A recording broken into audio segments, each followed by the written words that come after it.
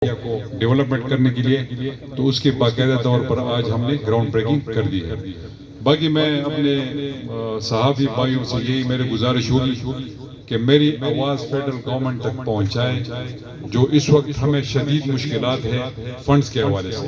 اور جو ہمارا حق ہے، صوبے کا حق ہے، صوبے کے عوام کا حق ہے۔ میں دوبارہ ان کو یہ بتانا چاہتا ہوں کہ خیبر پختونخوا پاکستان کا حصہ ہے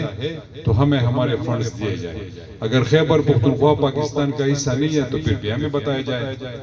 تو میری آپ سے گزارش ہے میڈیا کے دوستوں سے کہ میری یہ بات ان تک پہنچا دے، جو 189 بلین بقایا جات ہے وہ ہمیں ہینڈ اوور کرے، ہمیں دے دے۔ 18th امینڈمنٹ کے بعد ہر صوبے کا اپنا حق ہے، اس کے مطابق اس کو حق ملنا چاہیے۔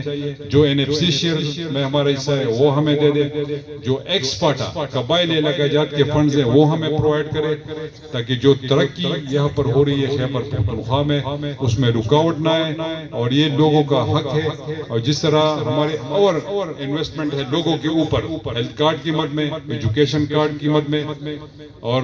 کسان کارڈ کی مد میں، ایک جو اور بھی ہمارا بہت بڑا پروجیکٹ تھا جو ہم شروع نہیں کروا سکے، وہ انصاف فوڈ کارڈ تھا۔ اس کی وجہ یہ ہے کہ چونکہ ہمارے پاس فنڈز کی شارٹیج ہے اس لیے ہم شروع نہیں کروا سکے، لیکن وہ عام اور غریب آدمی کے لیے ایک تحفہ تھا جس میں ان کو فنڈز پیسے مل لیتے